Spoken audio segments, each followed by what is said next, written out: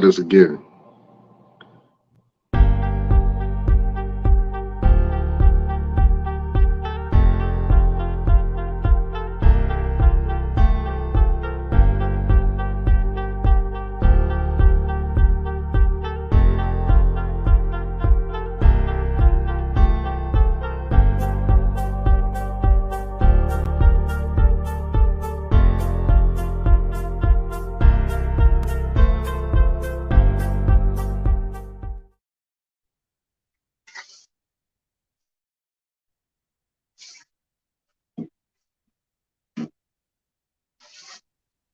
Oh,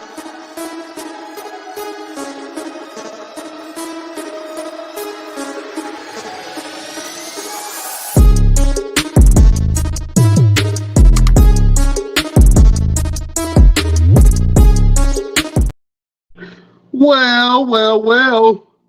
Beautiful people, best damn nation. Welcome to the show. This is the Best Damn Wrestling Podcast, and I'm your humble host, Brian Renegade. And with me, I have the best damn crew. First of all, I have the man who is on an absolute high after this weekend. He brought all the peoples out in this bull city, shut down the entire city, playing the classic hits of Beyonce. The show was absolutely amazing. I've heard a lot of great feedback from it. Designers, models, attendees, sponsors, everyone alike loved LP's event. Give it to him, the resident villain of the Best Damn Wrestling Podcast. The entrepreneurs of entrepreneurs. The genie, the dawn of the Best Damn Wrestling Podcast. LP is in the building. What's going on, man? What's going on? Oh, man. Everything's pretty good. We're going to ask you what's going on this weekend on that show, my brother. Heard a lot of good stuff. We're going to get into it in a minute. But first, I will be remiss if I did not interview and introduce the great Mr. Everything, the wrestler of wrestlers, the king of the ring, Mr. Everything, Victor Andrews. Now, am I getting interviewed today? Did we change something? Yeah, we're gonna change something up. You know what I mean? Make squeeze a little. Mr. Everything interviews everybody in there. You know what I'm saying? And What's up? Good fellas? What's going on? Oh man, as the old folks say, blessed and highly favored, my brother. We doing good. Thank you for watching us. You could be anywhere in the world, but you ain't right here checking out your boys. If you're on Facebook, Twitter, Twitch, YouTube, thank you for watching us and watching the show. Make sure you engage during the show. I love to have fan interactions and us to read live questions for the beautiful people. But fellas, I got to go ahead and get into it.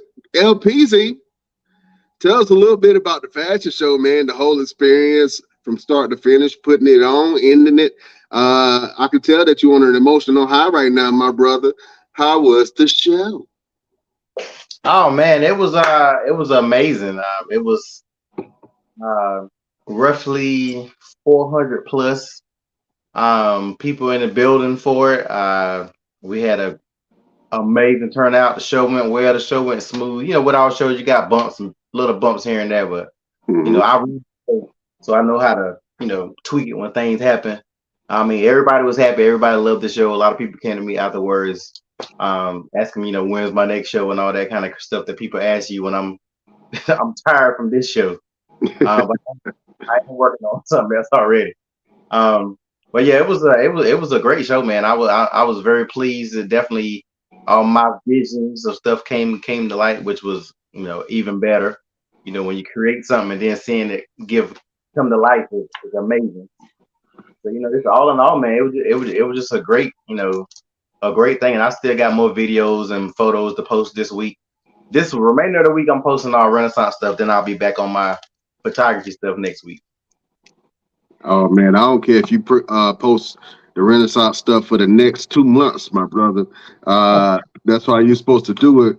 You shut the shit city down, squeeze about 400 folks in one location, man, and you put on a banger of a show. Tell us a little bit about the entryway that you have for the models. It looked like some very shiny balloons. It looked like almost like a gateway portal.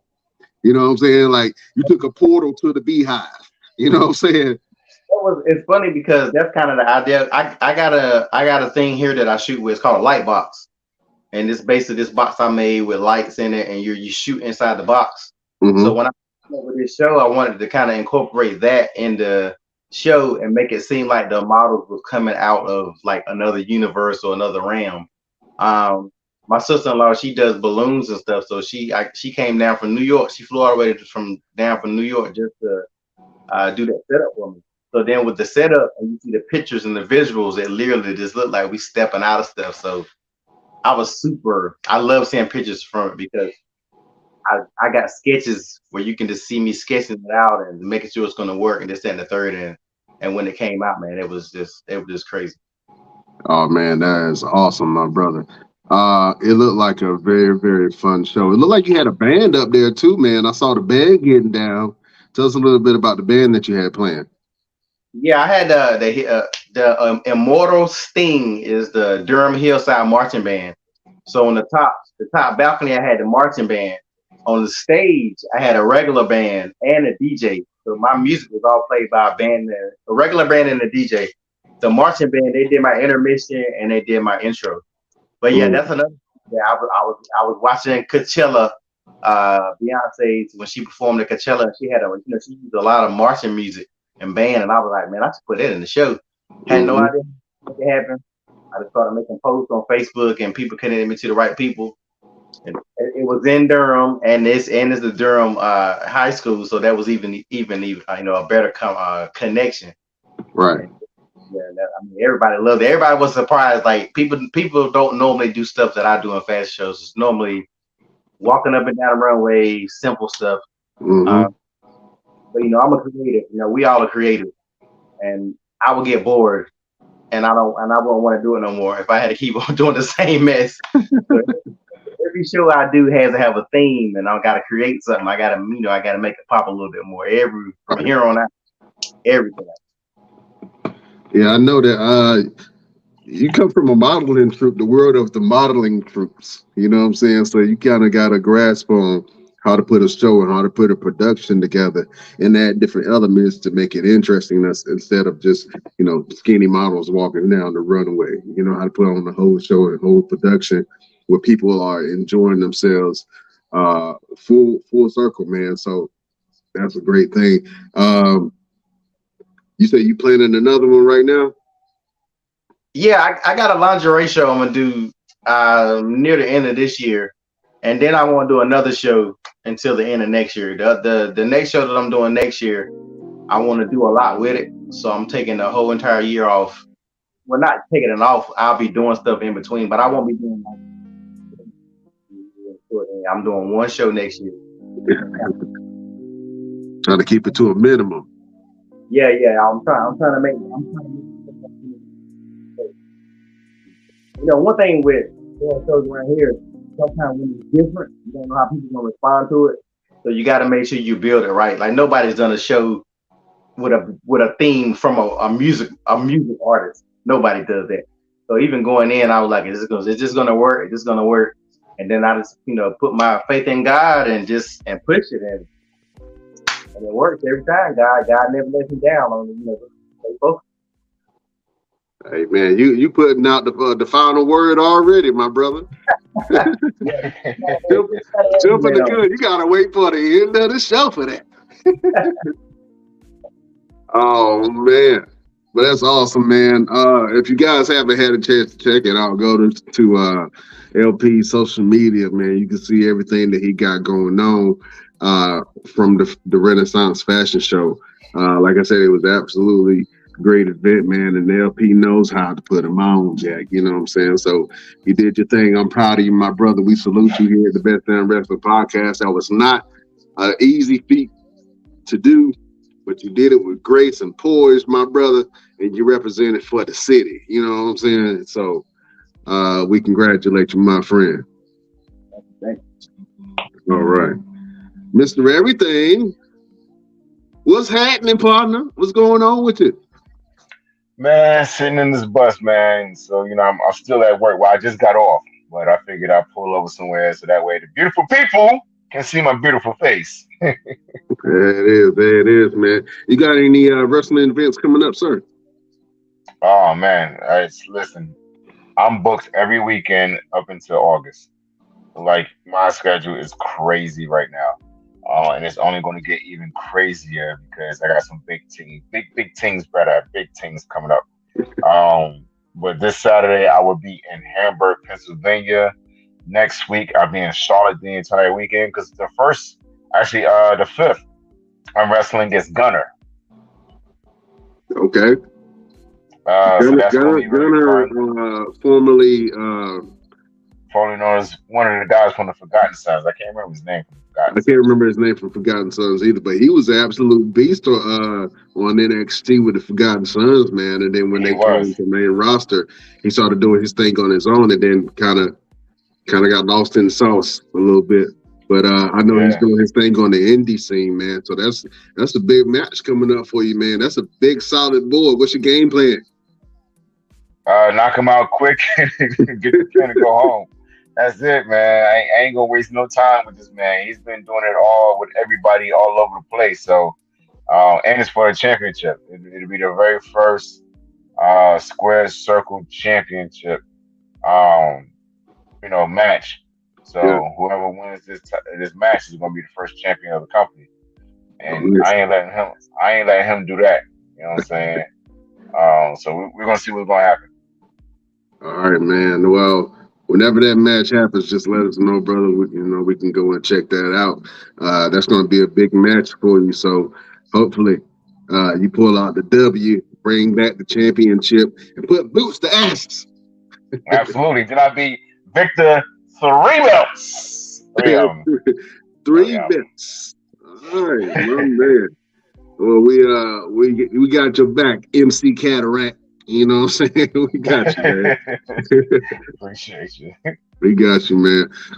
We also missing another member here at the Best Damn Wrestling Podcast, Chef Showtime.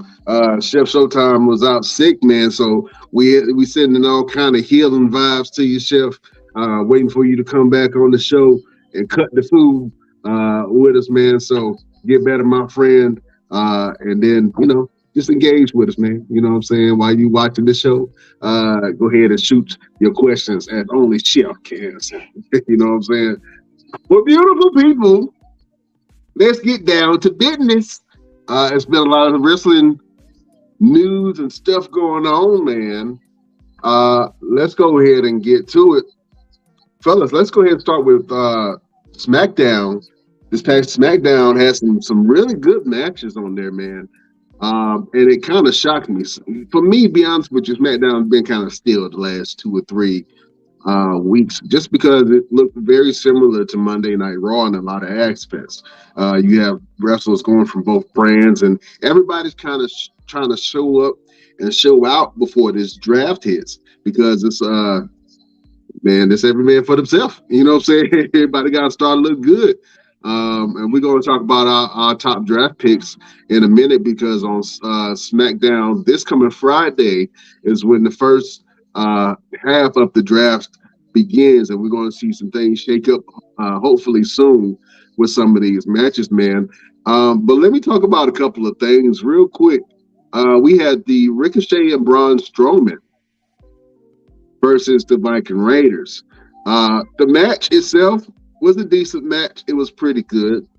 They had a spot in the match where Braun Strowman is a very large guy. You know what I'm saying? He's probably about 6'8", pushing close to 300 pounds, if not more than that. Braun Strowman is huge, and so part of his tag team move is to throw his partner around. He throws Ricochet, who is a smaller guy, and Ricochet is an absolute superstar. He doesn't need anybody to throw him around to do anything. But Ricochet uh, does this tag team move where he allows his partner to throw him into another person. Well, this past Friday, that did not work out the way that they hoped. Uh, Braun Strowman grabbed Ricochet by the armpit, slung him halfway across the ring, and he missed the opponent. And he fell very awkwardly. It looked like it hurt the way he fell. It was not a good spot. And everybody started talking about that one spot where Braun Strowman threw Ricochet and they messed up, botched the move, man. LP, you being a Braun Strowman supporter and hater, I know this brought pure joy to you. I know this brought absolute joy to you, sir. Let's talk about that real quick. What do you think about the Ricochet Braun Strowman versus the Viking Raiders match? And what do you think about that big ass botch that Braun Strowman had when he tried to throw Ricochet into one of the Viking Raiders and missed? I'm not even going to cap. I was making a sandwich as soon as the match started. I missed this box. I'm going to have to go back and watch it. Like, anytime Braun comes out, I don't even watch. Like, I'm not invested in Braun Strowman and Ricochet. Is anybody really invested in this but 6 and 7-year-olds?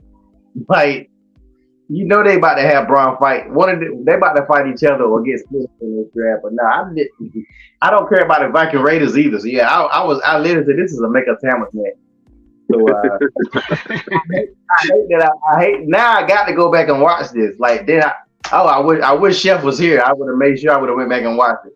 Oh man, listen, it was an absolute horrible botch. I wish that it didn't happen. Mr. Everything, did you have a chance to check that out? Yeah, but first of all, let's start calling it a botch. Okay, let's stop using that term. Yes, let's stop using that term because it's not ballet. Okay, it's not supposed to look perfect every time. If it does, then what would be the purpose of watching it, right? But yes, I did see the spot where he missed his opponent. I mean, every boxer doesn't hit every punch. Every MMA fighter doesn't hit every kick. So every wrestler is not going to hit every spot. It happens. But the thing I do want to talk about or add to was, and I love you, Adam, I do, was him falling out of the ring when he was trying to get back on the apron. I don't know why or how that happened, but he threw Ricochet, and I guess he figured, well, since he fell, I'm gonna fall right along with him. Just make him feel better. I don't know. I don't know why he did it, but they'll figure it out, man. I mean, these two have two different dynamics in terms of wrestling styles. You know, Braun is the big brute of the team, and Ricochet is the high flyer. He can bounce around all over the place. Braun has had his moments going to WrestleMania when he's trying to do different things unorthodox to his style, his size, like the big frog splash off the top rope.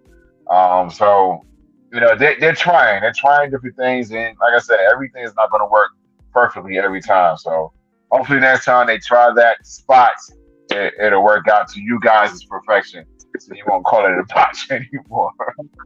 Man, I don't know what you would call it. I don't know what effect they were trying to have with their whole entire move. To be honest with you, go ahead, LP. I got a question for Mr. Everything since he don't like the word botch. If you were ever on the YouTube show Botchamania, would you be upset or would you laugh about it? You know what I'm talking about? I know you know what Botchamania is. Yeah, I know you know. I know what I'm talking about. Would you be upset? I would laugh about it. Mainly because publicity is publicity. You know what I'm saying? You give me free advertisement. At the end of the day, people are gonna go back and say, okay, well, let me look up this Victor Andrews guy and see how bad he really is. And they go and say, okay, well, he just made a mistake in one match. I've had matches where I've made mistakes, where I went to go jump to the top rope and the rope may slide up under you and I just fall flat on my damn back and look crazy. So it happens all the time. You can't expect everything to go perfectly. You gotta think about it. A 10-minute match, they're going balls to the wall. the entire time, so fatigue can set in. Um, you know, uh, some guys may be wearing baby oil. Ricochet might have on some baby oil and he slipped out of his hands or sweat or whatever, Or the Viking Raiders could have been out of place from where they thought that they were going to be whenever Braun got ready to do Ricochet. So, yeah, if I was on Botchmania, I wouldn't be bothered with it. I'd be like, okay, cool. It's another platform for them to showcase who I am, and then people are gonna come back and say, okay, well, I've never known this guy, but now I do. All right, because you have been up there before. I've seen you. Really? You were up there, but you weren't up there. You were up there as one of the Lassie sisters. So I guess technically you was on it, but you won't. They were talking about Bobby, but you just happened to be on there at the time. So I was just wondering. Somebody drop an anvil on that man. Oh man, well let's talk about it real quick. Yeah, and I know we've had some pretty big botches, man. That happens. How do you, as a wrestler, recover from the botch? I know that whenever you miss a spot, that can kind of either you can pick it up within the rest, finish off the match and really pick it up, or you can let it affect you for the rest of the match, man. Have you ever seen a botch that affected the rest of the entire match from a wrestler that was uninjured? I understand the injuries play a part, but have you ever seen a botch where somebody messed up and they're like, man, it just got in their head and they just let it mess them all up? You see it a lot, and the main reason why you see it so much is because these guys they look at their matches as a script.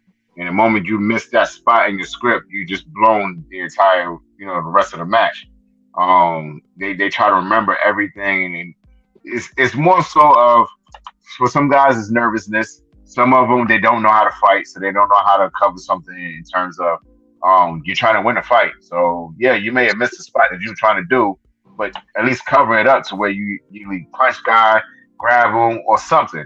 Um, yeah, you see it a lot, man, especially on the indies, because a lot of these guys uh, they want to wrestle for the boys instead of the fans, and that's why I tell a lot of guys stop calling everything in the back.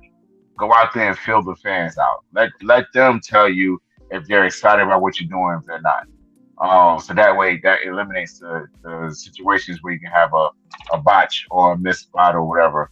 But the main reason why a lot of these guys do, and it happens to them, is because they try to remember everything in the moment that they forget, and they screw up, or they remember what it is and they screw up the spot, and then they can't recover fast enough to do the next thing. Maybe the next thing is a high flying spot or whatever. Then it makes everything else just kind of worse. It takes really good ring generals to be able to say, you know what, I'm gonna call an audible. Let's do this, and then get to the next thing instead of trying to go back and do the same thing over again and then making it look even worse. Yeah, man. I think having a big botch it can be very difficult to come back from. To be honest with you, we saw your boy Top Dollar. Once Top Dollar had that botch, man, They and were gone. Michael Cole started burying his ass on commentary. You haven't really seen Top Dollar like that since then. Nope. I mean, he has one or two matches, but other than that, I have not seen Hit Row at all perform in a positive light since that botch, man. And I know they had a couple of matches, but as far as the steam that they had first coming in, or the scene that they had first being developed in NXT and then being brought to the main roster and then being fired and then half of Hit Row getting brought back. Shane Strickland went to AEW and he's doing his thing over there. But once they brought them over, they had a little bit of steam and then that it's like a wet fart in the wind. It just, it just, you heard it and then it was just like nothing, just sogginess. And I know that kind of hurt his career. There's a couple of other wrestlers whose biggest moments were botch moments. You know what I'm saying? So as a wrestler, mentally, how do you come back from that once you have a big botch? Uh, you just gotta stay in the moment. That's all I can really tell them. Stay in the moment and stay focused on the fact that you're trying to win a fight. I mean, look at when Brock Lesnar did the shooting star press off the top rope and went head first into the mat, wrestling Kurt Angle. We just kind of stay in the moment. And like I said, it takes a really good ring general to keep you on track and say, you know what, we're going to call an audible, and we're going to do this and move on to the next thing. And the main thing is making sure that individual's not hurt and injured in any type of way, because that's very easy to happen too. Yeah, definitely, man. Well, they kind of recovered a little bit. Um, LP, you just mentioned it a little bit about the power dynamic and the differences between Braun Strowman and Ricochet, where you have a giant of a superstar and then a high flyer. What are some of your big guy little guy tag teams? Your favorite big guy little guy tag teams in history? Um, Ricochet and Strowman are doing their thing right now, but they is not the first to have this kind of connection. If I'm thinking about it, one of my favorites was Chris Jericho, and I want to say Big Show. Was it Chris Jericho and Big Show? Hmm. Yeah, I like Chris Jericho and Big Show together, and also Kane and Daniel Bryan when they was Team Hell No. Yep. I enjoyed that dynamic of having a big guy and then a smaller technical or high flyer wrestler. What's some of your big little guy tag teams that you really admire? Let me go to LP. I probably would say Kane and X Pac. Kane and I X think Pac. Okay. I think like one of the first ones, and they had a whole lot of story with that. Then they brought in not Tori. Is the girl named Tori? I can't remember what China. the girl. Who? When they brought in China. No. You remember the girl that she ended up joining Tori DX later. Wilson. It wasn't Tori Wilson, but I think her name was Tori. She ended up joining DX. Yes, when X Pac and him was together, then she came in, and then they had that whole dynamic. Then X Pac left Kane, betrayed Kane, and they went to DX. It was a girl. It was on. Think about DX. You got China, and then this female was the only other female that really was in DX, but she was with it because of X Pac. She used to wear green all the time. Come on now, I didn't imagine this. I'm really trying to think, bro, because Mr. Yeah, it sounds like a Mandela effect. Yeah, I don't remember any other female other than China joining DX. Her name was Tori. She was with when it was Triple H and Stephanie. It was Road Dogg. It was all there, and it was X Pac and this chick. I gotta go back and watch. Yeah, I gotta go back and see because I don't remember. They ain't even mention her ass at the Hall of Fame. She was only in DS with X Pac. Okay. But either way, that whole storyline they had going on with that was good. I can't really. I think Raven. I think like all the big guys did it. Like it seemed like Rey Mysterio, Big Show was teamed up at one point in time. I think. Mm-hmm. Yeah, I can't think of a lot, but Kane and X Pac will probably be like my top. Well, most of them. Mr. Everything, man. Who's one of your favorite big guy, little guy teams in WWE? You guys definitely mentioned some of the good ones that I was actually thinking about: Kane and Daniel Bryan, Kane and X Pac, Big Show and Ray. But let's not forget about Diesel and Shawn Michaels. Diesel and Shawn Michaels was a good team. Diesel and Shawn Michaels was a really good team. In fact, I want to say they were the start of a big man, little man type of team faction. And then, everybody else kind of followed suit. Sure, I wouldn't even say Ray and Batista. I mean, Batista's not 7 foot tall, but he's a jacked guy who's going to use his powerhouse type style, and Ray's going to use his fast, high flying athletics. Shoot, man, I think that's pretty much it. I don't think there's too many more big guy, little guy teams. There were a the ones we were mentioning. Yeah, there were a few, but none that were like really memorable like that. Like I said, I know Yokozuna and Owen Hart. I don't even remember them being a tag team. They were a Yes, they tag team were a at one tag point. team. Yes, they were a team. They were in like a little faction because Owen had problems with Brett, and Brett was chasing Yokozuna for the title, and Owen just never believed in Brett, but they were a team at one point. Okay. Hmm. I didn't know that. That's good to know. I mean, Uh, go ahead. I, I know this. It's not really a big guy, little guy team, but I just have to mention them real quick. Uh, Hardcore Holly and Crash Holly. Yeah, They were like, I used to love Hardcore Holly, man, and maybe I'm in the minority, but I used to love the Hardcore Belt. And Hardcore Holly, man, was one of my favorite wrestlers when he used to wrestle. And I loved him and Crash's interactions with each other. You know, big cousin, little cousin. You know what I'm saying? Whole kind of big little cousins. Who had a better fallaway slam, Farouk or or Bob Holly? What's that Uh, slam? Farouk. The Alabama. the Yeah, Alabama Slam. I got to go with Farouk, man. Everything Farouk did was just brutal. Like everything looked like it hurt. I've never seen Farouk do any moves that did not look like they hurt. And I was a fan of the domination move for a long time, but I would have to pick Farouk over Bob Harvey, man. It's you know what I'm saying. I would have to go Let's not Farouk over forget. him. Let's not forget Enzo and Cass. Big man, little Enzo man. and Cass. I did forget They were Enzo and very Cass. entertaining. Yeah. Yeah, I always thought that Enzo and Cass should have had the belt. They should have had a chance, opportunity to go for the belt, the tag team. But I really wanted them to hit tag team gold before they left, man. I think if they got brought back, I know that Big Cass changed his name to Big Bob or some shit. I don't know, Big Bob, something Yeah, like that. so He's in AEW wrestling with the Firm. But I would love to see Enzo and Big Cass to get together one more time, man, and do their thing before they stop wrestling.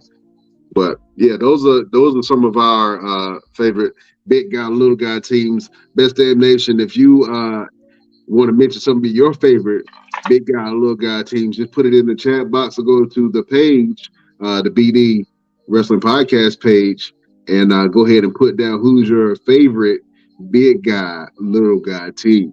Speaking of big guy, little guys, man, we had an absolute banger for the Intercontinental Championship. yes, let's talk about it. Listen, we got to talk about this. We've been singing the praises of Xavier Woods for a while now.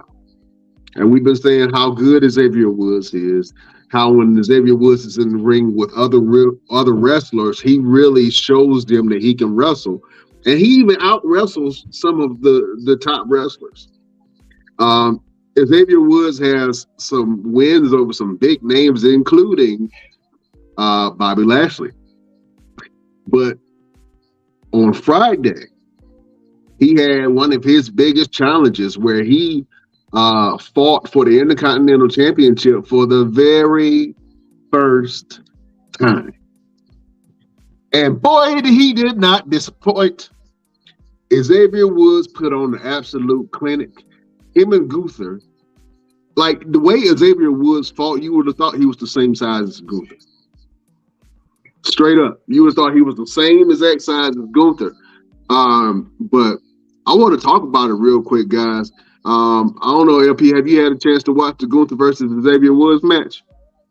Oh yeah, I watched it. It was good. I thought it ended like I thought. You're not gonna take the belt from my boy. He tried. But that is Gunther, okay. But no, that was I really think they about to give Xavier Woods a push. If you really pay attention, like I think they gauging it. I think they gauging how the fans are responding to him. And I'm not gonna say he's gonna take that belt off Gunther, but I think he's gonna fight for the belt again. It could be a possibility. I think the draft is gonna dictate a lot of stuff. But I think they're about to. It's ridiculous that that's the first time he'll fought for that belt. Like even thinking about it. But he's wasted, and I'm gonna say wasted. He's wasted so much of his career with the tag team stuff, and I get it. but you know, he wasted a lot of his clock with the tag team belt. Even with Kofi had a whole long year. Kofi had years before he got with New Day. Kofi had fought for belts and won belts. Kofi had a career. Xavier Woods outside of the New Day, I don't remember him. Like I wasn't watching wrestling. I wasn't even watching wrestling when they first showed up. So I don't know Xavier Woods when he first got there. What he did, I just know him as jumping out of cereal box and pancakes. That's the only Xavier Woods I know. So I think that for the rest of his career, he should be, pushing for solo stuff. Like he should be done with tag teams. I know they're not gonna end the New Day. He can still do the New Day funny stuff, but he needs to go ahead and start focusing on a solo career. Because if he gets hurt tomorrow and he never wrestles again, he'll look back and be like, I never even held this belt. Kofi could be like, look, Kofi has, I don't know what belt, but I know Kofi has had probably a couple of belts, early WWE, at least the Intercontinental or maybe the. Yeah, the U.S. I'm not sure if he's had the Intercontinental Championship. No, he's Grand Slam. Is he Grand Slam? Okay, he is Grand Slam. That even answer that question. That answers that question right there. So I really think that Xavier Woods need to go ahead and shoot for it. Because I look at the Dudley Boys. The Dudley Boys was always known for being the Dudley Boys. But after the Dudley Boys ended, Bubba Ray started his Bully Ray thing and really gave himself a second career. Yeah. He was lucky enough to pull it off. But I saw where he wanted to do Bully Ray in WWE, and Vince didn't see no work in it. Vince didn't see it.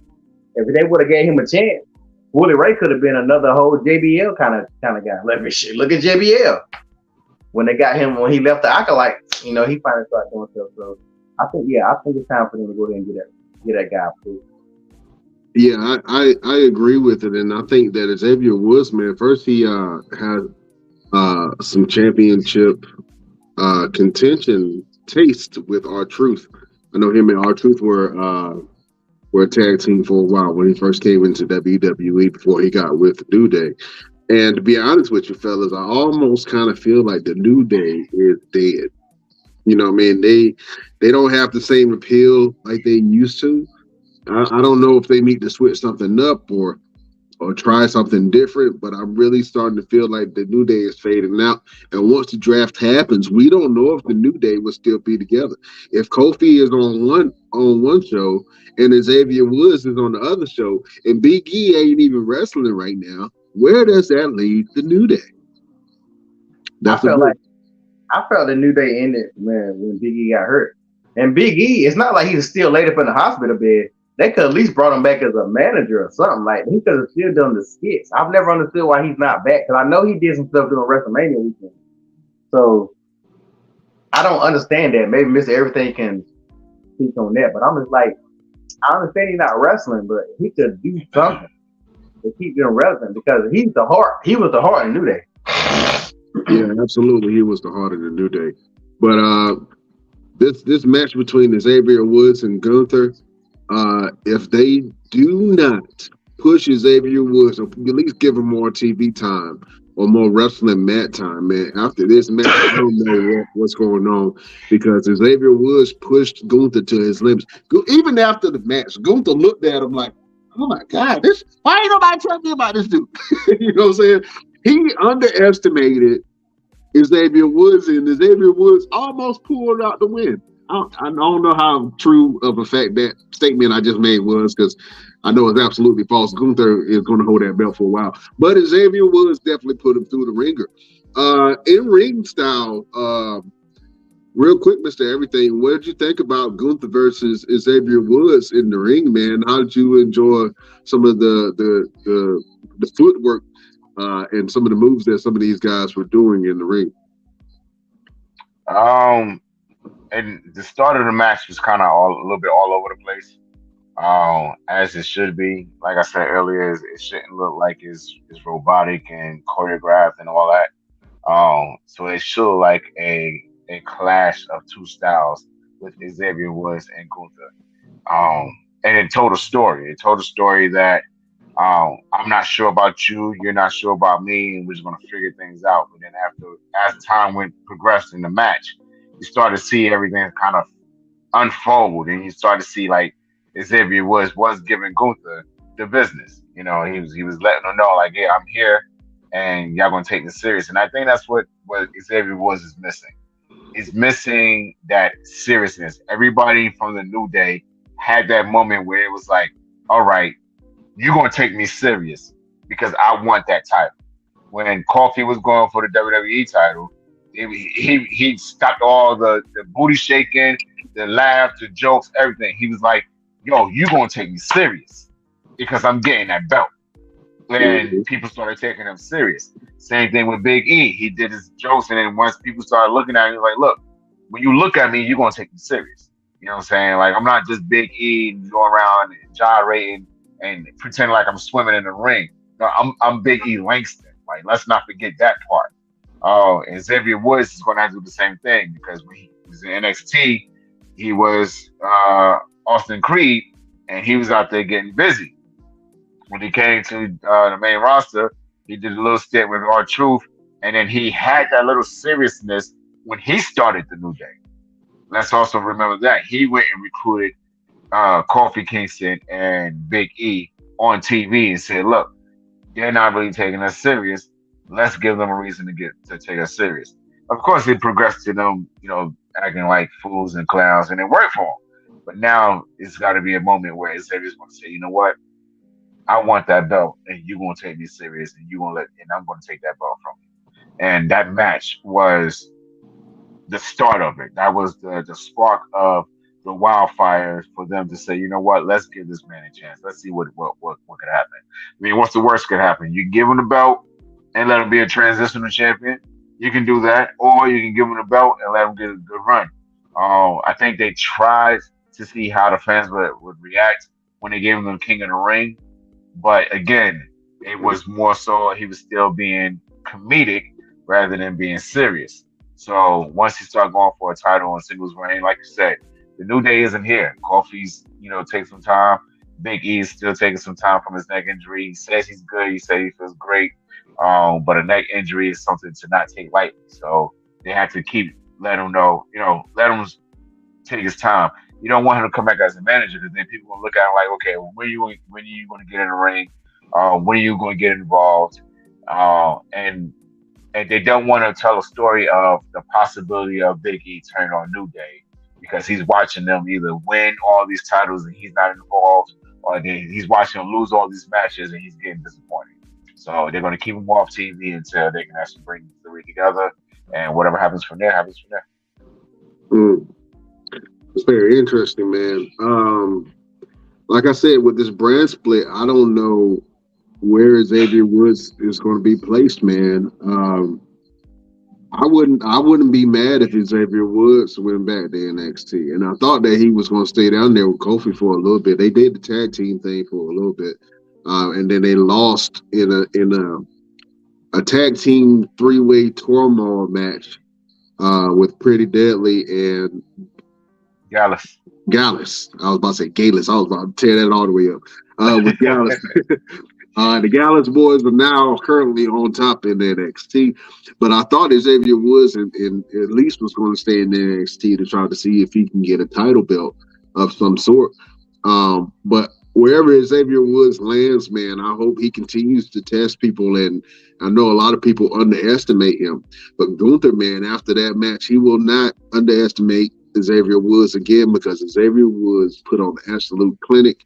He looked good in the ring, and hopefully they put a little bit more battery power in his back, man, to help him go because fans love Xavier Woods. I'm not sure if they want to see Xavier Woods with a belt, but I know if they do put a belt on him, he will be entertaining. Fellas, let's go over to one of the other matches that I thought was really good on SmackDown. We had Solo Sikoa versus Matt Riddle in I believe this was a street fight, if I'm not mistaken. The match was good. I knew how the match was going to end. Of course, the bloodline came in and interfered, and I don't know why you would do a street fight with any member of the bloodline and think that they not gonna come in and jump your ass. I don't, I don't know where they do that at. I don't know why he decided to take that when Kevin Owens and Sami Zayn and Cody was not there present to be able to help him out, man. Um, it just it just don't make no sense to me. I think Matt Riddle generally likes getting beat up, man. I don't know. I don't know why he would do that. I mean, he kind of tried to hold his own, but after a while, it kind of got to him. What do you guys think about the Solo Sikoa versus Matt Riddle match? And how do you guys feel that Solo has been holding down SmackDown, man, and Raw? He's been main eventing on both shows a lot. So, real quick, what do you guys think about the Solo Sikoa versus Matt Riddle, and what do you think Solo was going with his in-ring career as the enforcer of the Bloodline? Let me ask that question to LP. The match is alright. You know, I don't really care about anything Matt Riddle is in. I think Matt Riddle about to get fired in next year. I think that Matt Riddle's not popular. I don't know, call me crazy, but I just don't think nobody cares. He's not bringing nothing to the story with the bloodline, and even though they're trying to force him in there, Matt Riddle stinks. Jeez Louise. I really think that Solo is about to be that guy though. I think the draft is when Solo's about to be that guy. I still think Solo needs another person. I don't think Solo can be that guy and be by himself. And I know he can talk, but don't make him start talking. Even when he spoke not too long ago, keep him not talking. I think they really got something with him. I think the bloodline probably end up being like it is now with those three. But I'm not. It's kind of hard to read. I'm just ready for this draft to happen. Then you can kind of speculate a little more. Yeah, I think that's what we're looking forward to is this draft, man, to see where Solo places on there. Do you think they're going to break up any major factions? This is a good question. I know there have been some hints of certain teams and stuff breaking up. And we're going to go over to Monday Night Raw where they hinted at one of the top teams there, possibly breaking up. They mentioned it twice, which was really interesting because I'm like, why do they keep mentioning this? And I think that they plan on breaking one of the teams up. We're going to talk about it in a second. But do you guys think that any of these factions, the Bloodline, the Judgment Day, the LWO, all of these brand new factions, do you think that they'll stay around, or do you think that the WWE will break them up? Let me go ahead and ask that question to LP. I think all of them gonna lose somebody. I think every faction gonna lose at least one person. I think that would be if every person lost at least one person. Now who each person is, I don't know, but I think that really changes the game. But like if the Rhea is gonna be on SmackDown anyway, I'm thinking. So if they lose Dominique, then you got 2 and 2. You put Solo on a show where Roman's not at. So I mean, it's a lot of different ways. I think the LWO don't need to be told. They too new. They ain't even really. They're not even a group yet to me. They just wearing a shirt, and now they just got new entrance music, so they're not even really have a chance to do nothing yet. But all these other groups, I guess the OC, they're not coming back no time soon. They might come back just trying to get broke up. So I think these other people that ain't been on TV, they're not coming back to after the draft. AJ's coming back after the draft, hopefully. Man, that's interesting, man. Mr. Everything, do you think they'll keep some of these factions together, or do you think they'll split them up? Most of them will stay together, like the LWO, like LP said, they're very new. I can see the bloodline staying together until this whole thing with them unfolds. You know, they're still hinting at Jay Uso becoming the new head of the table. So how that's all going to play out is going to be very interesting. Judgment Day are definitely going to split up 2-2, with Dominic going with Rhea to SmackDown. And then Damian Priest and Balor staying on Raw. As far as anybody else, I gotta agree with LP. Everybody that you don't see on TV right now is gonna come back in with different paths. The OC probably gonna be split up. There's been talks of the Gable Academy splitting up as well. Um, and they talk about, you hear different things about the Street Profits probably splitting up, which I doubt would happen because if you do that, you're limiting the amount of tag teams that you have. And if you do that, then what would be the purpose of the tag team titles? Um, so it's going to be interesting to see how it works out. Also in the women's division, let's not forget that part as well. A lot of the women are probably going to split up. The faction of Natalia and what's the crazy girl name? Johnson. Yes. Just isn't really doing anything. So I can see them splitting up, going different ways.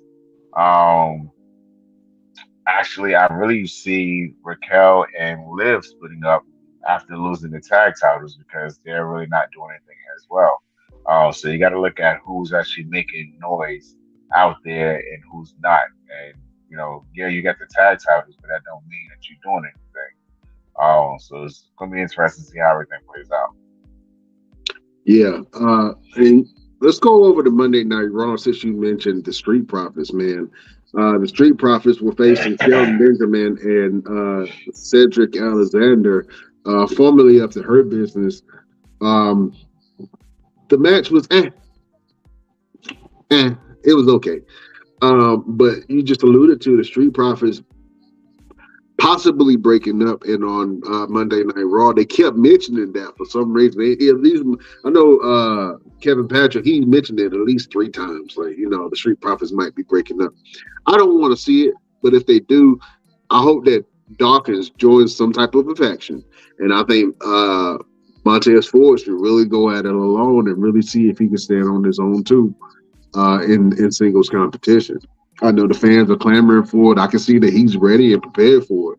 But I don't know where that leaves the Street Profits and that whole legacy that they've built as tag team champions. I don't know where that whole thing goes. With us, Cedric and Shelton, LP, you already mentioned it, man. I think the idea of the Hurt Business getting back together is pretty much dead.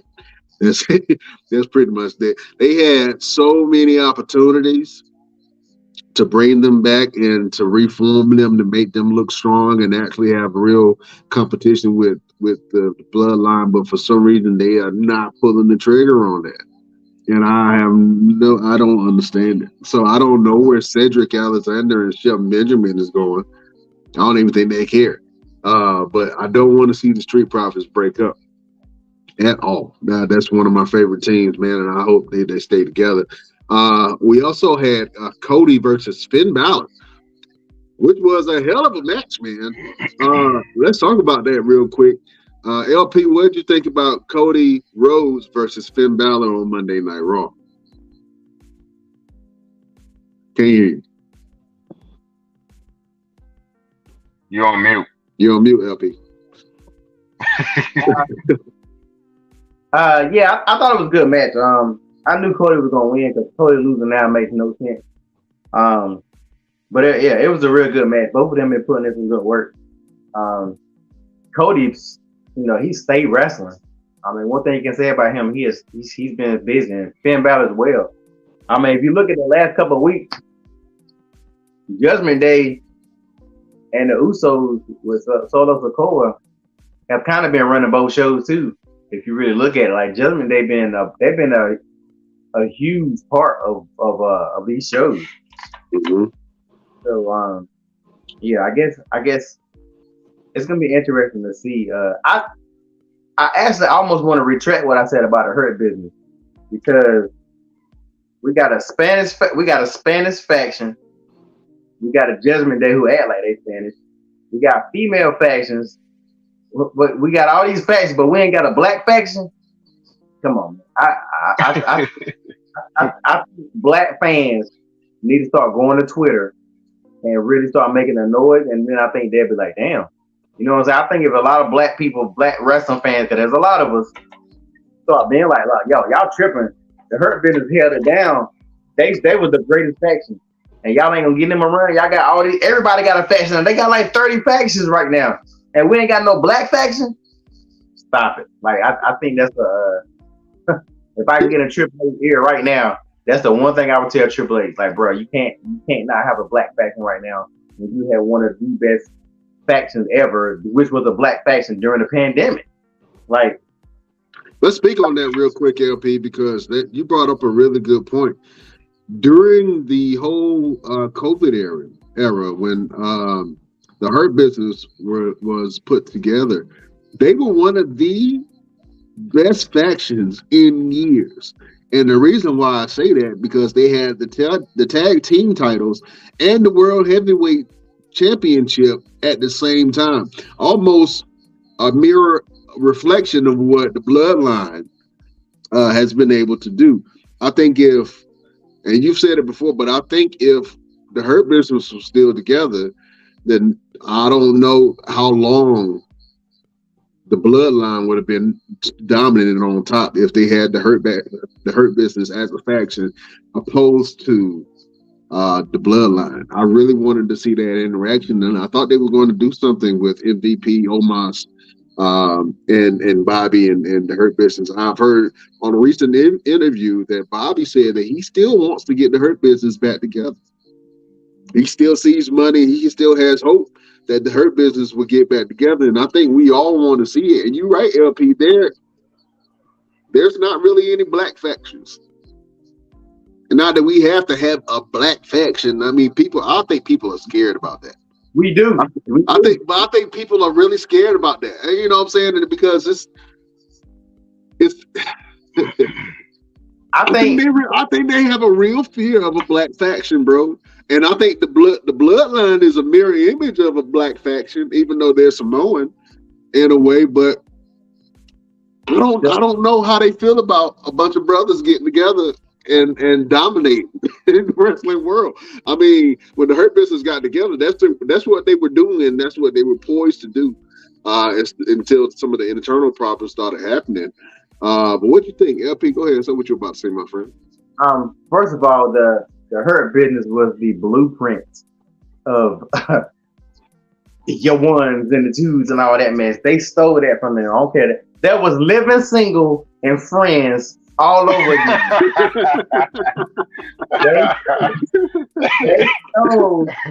They stole the exact blueprint from the Hurt Business, and I think they're not bringing the Hurt Business back, because if they bring the Hurt Business back, they don't have a choice but to have them fight the Bloodline. Just like the fact that they keeping Bobby so far away from Roman. I'm so tired of everybody saying Roman has beat everybody. He has not seen Bobby. So stop acting like Bobby is not like that guy. But they know they have to have that, and they know they can't make it make sense. So I think that's one of the biggest reasons why they won't bring the Hurt Business back. You can look at the other Judgment Day. Judgment Day ain't no real threat to the Bloodline. Stop. Who else we got? LWO. You think Ray gonna fight for the belt? No. Who else? Who are the other factions we got? Any other faction? Imperium. Huh?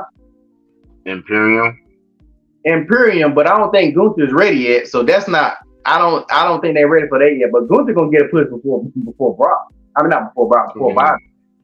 The Hurt got the Brawling Bros. Yeah, see, but nobody has no championship contenders in there. You put Bobby in the front, even if you replace Shelton Benjamin and Cedric with a Street Profit, which I think is a better thing to do now, because Shelton Benjamin is so down. Don't nobody even know who he is. Yeah. I'd be like, who is that? So he don't have a character at all. He need to be wrestling on Shotgun Saturday nights. They don't know who that brother is. You put the Street Profits in the Hurt Business and keep everything the same. No Amos, nobody else. Just put the Street Profits in place of that. Well, they had a tag team match on Monday Night Raw it was a while ago. I think it was a couple of months ago, where they had the Street Profits and Bobby Lashley versus I don't even remember who was on the other side. Obviously, Bobby and the Street Profits won that match, but they looked really good together. And I forgot that both Bobby and Montez Ford both served in the military, and they had that commonality, man. And them brothers look really good all together. Uh, I really, I would want them to bring the Hurt Business back, but if they do not, then definitely give Shelton and Cedric something to do, or let them go. And that's that's how I kind of feel about that. You know what I'm saying?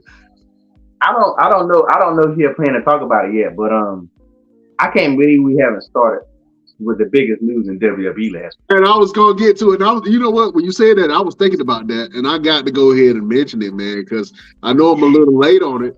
But the WWE has introduced a new belt,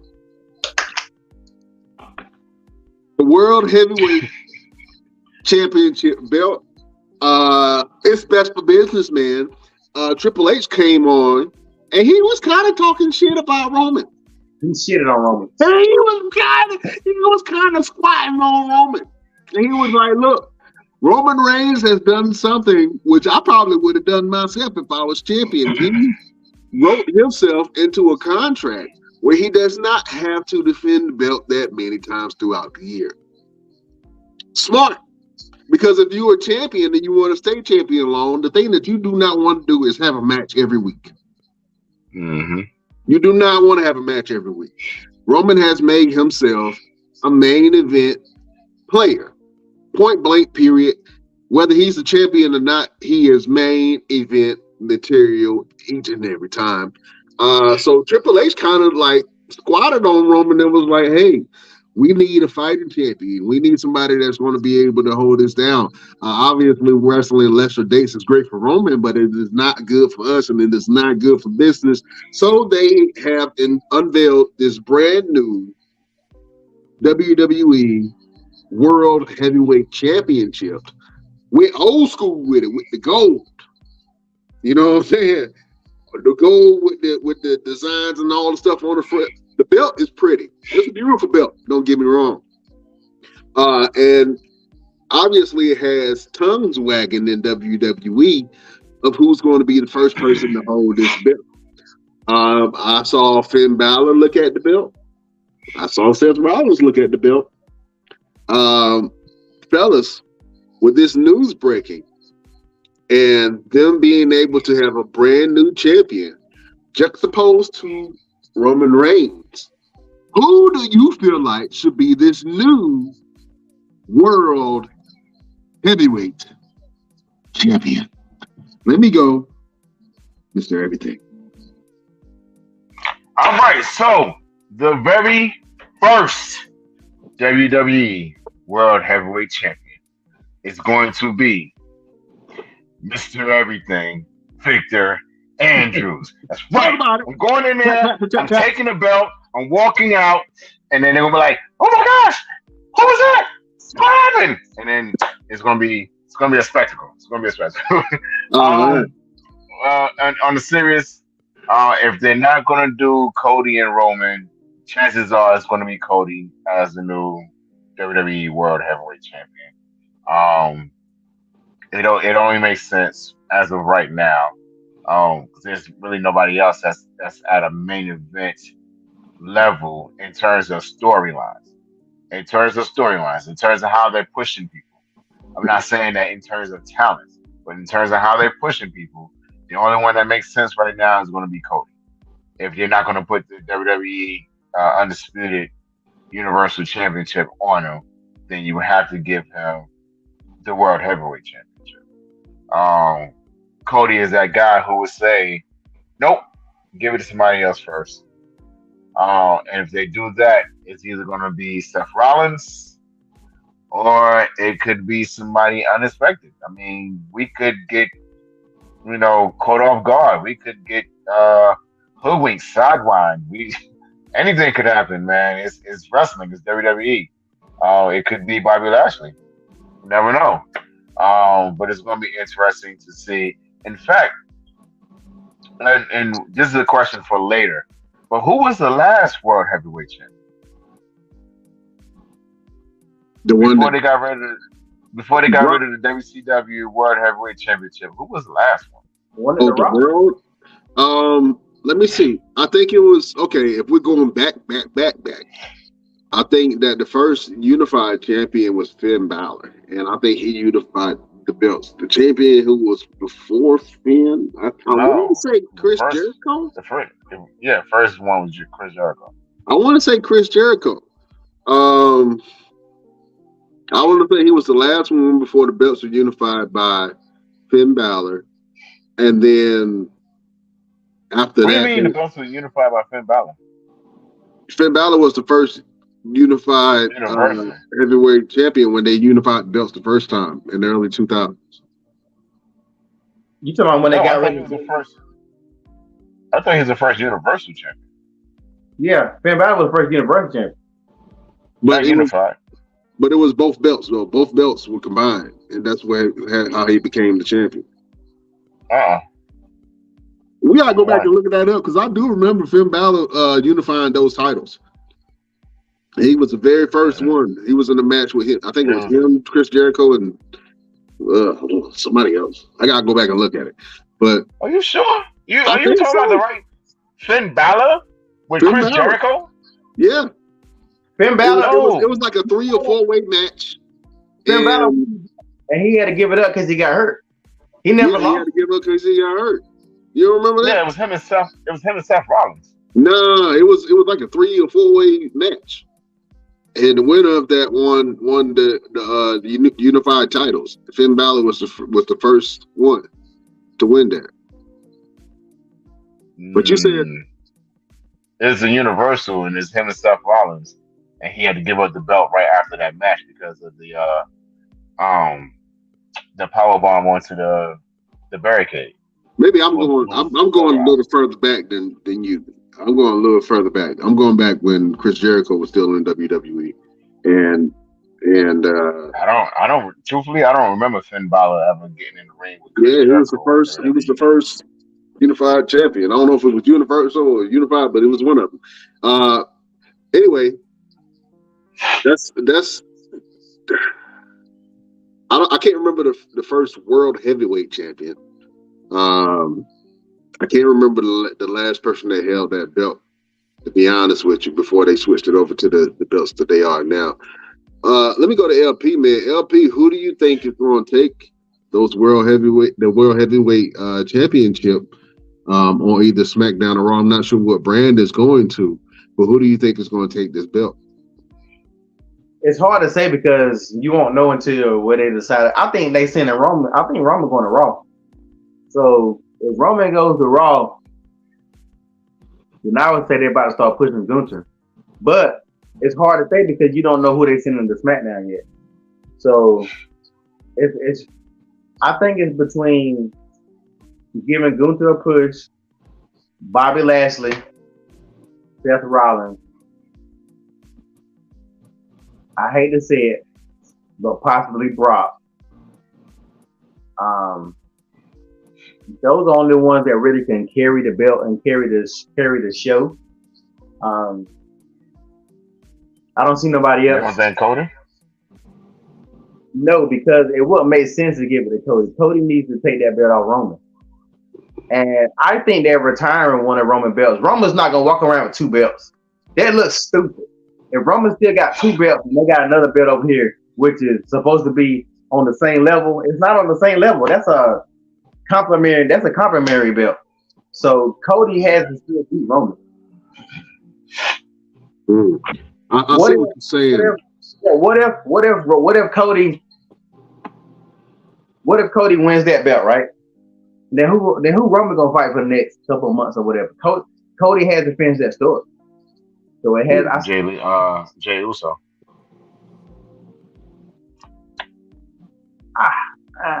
If Jay Uso takes the belt out Roman, they have to build that a little bit more too, possibly. But Jay, well, you kind of have the writings on the wall with the comments that Paul Heyman makes, his little innuendos, and then in the way Solo Sikoa is starting to look at the Uso twins with different things. I mean, look at on SmackDown between not SmackDown on Monday Night Raw and that 6 man against the LWO after Solo won the match. Helped him win the match. Solo kind of stood there and looked at them like, y'all didn't do it by yourself. Y'all did it because of me. Like he had that look on his face, like, why y'all celebrating so hard? Y'all didn't do nothing. I did the work. So a lot of the stuff is kind of like being put out there as like Easter eggs, as Marvel would say. And you pay like close attention to a lot of different things that they're doing. Even with when Paul Heyman was talking to them and Solo looked at him and said, tell the tribal chief, I got this. He didn't say we. He looked at him and said, I got this. In other words, I don't need them. They didn't do nothing but screw it up anyway. I got this by myself. So there's a lot of different things that's going to kind of start unfolding in the next couple of weeks. Yeah, I can definitely see that, man. And hopefully the bloodline stays together because they still got some more story to tell. I would definitely love to see that. But Solo Sikoa, man, is definitely proving himself. So whatever brand that he ends up on, whether he's by himself or whether he continues to be with the bloodline, I think he would still be a dominant force in the WWE. One of the last matches that I want to talk about that happened on Monday Night Raw, fellas, was Rey Mysterio versus Damian Priest, which I thought was a really good match. And Rey Mysterio always has a good match with bigger guys, and him and Damian Priest have a lot of chemistry within the ring. They fought a couple of times the last couple of weeks, and Rey Mysterio and Damian Priest together fighting in the ring, it absolutely looks great. Rey Mysterio put on a great match. But at the end of that match, man, we had an interaction where, I don't know, Cowboy Bunny? Is that what you want to call him? Cowboy Bunny, Bad Bunny, came down to the ring. International megastar Bad Bunny came down to the ring with a cowboy hat on and a loose ass jacket that looked like it was 4 times his size and a kendo stick. And he came out, and Damian Priest was in the ring. And I think, and I'm gonna tell you why I think they put that big ass jacket on him. But when he got in the ring, he started swinging that kendo stick, man, and was lighting Damian Priest's ass up. To the fact that he got outside the ring and stood on the table and said, "Look, this next show that's coming, Backlash, I'm not hosting the show anymore. I'm fighting." So now we see Bad Bunny versus Damian Priest in a street fight in Puerto Rico. We're gonna kill that boy. That is major implication, man. And I don't know if Damian Priest is that guy that you want to do a street fight with, let alone a match. You know what I'm saying?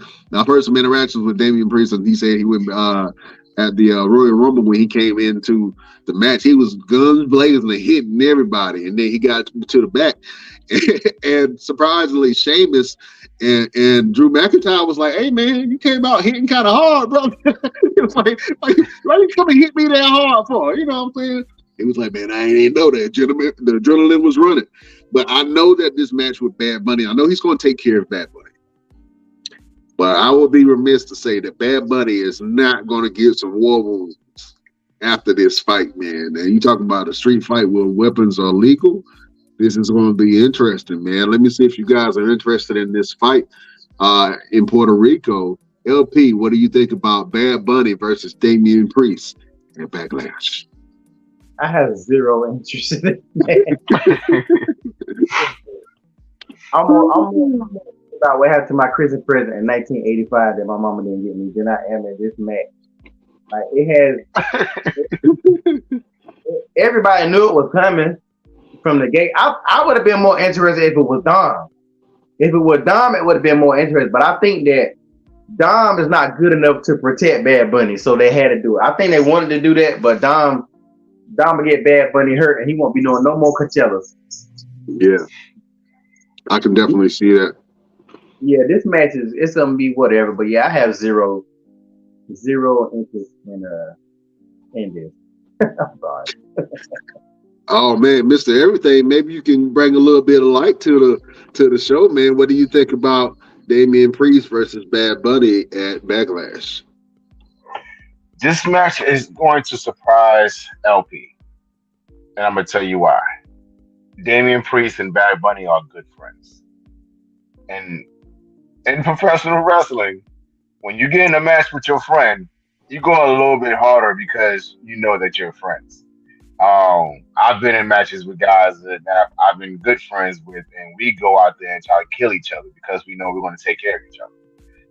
Damian Priest is going to take care of Bad Bunny, but he's going to let people see Bad Bunny is in a fight with Damian Priest, and then Damian Priest is also going to let them see that he's in a fight with Bad Bunny. Um, it doesn't look good on paper at all because Bad Bunny is the size of my son. It does look better to be Dominic and Bad Bunny, but like LP said, Dominic is not at the level where he can take care of him and make everything look good and make sense. Damian Priest can. Damian Priest trains with Bad Bunny and they work together and they work very well together, which is why they had that tag match last year at WrestleMania. So this match here, like I said, because they are friends, they're going to hit each other extremely hard. They're going to go balls to the wall, and you're going to see a lot of eyes open as far as how Damian Priest is and how Bad Bunny is.